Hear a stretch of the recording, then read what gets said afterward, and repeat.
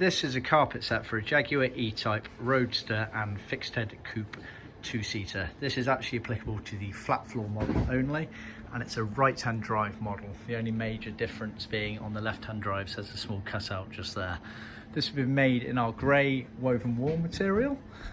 What you get as part of the set is you get a pair of fire toe boards there and there, edged all the way around, ever so slightly handed. You can just see the curve there. You then get the gearbox fronts there, so they go on the sort of vertical of the tunnel.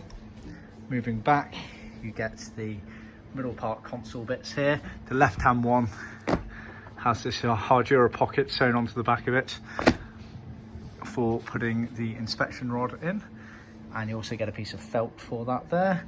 And then you get, on the flat floors, they used materials, so vinyl here for the cross members, whereas on the later cars they changed that to carpets. They're edged to original specification, so we do it in a leather cloth material here, no raw edge on the show as you can see, so it turns over there, very nicely done. The concept on edging is that not all the carpet pieces are edged. When it's all in the car, there should be no raw edges on show. They're hidden by adjacent carpet pieces or panels.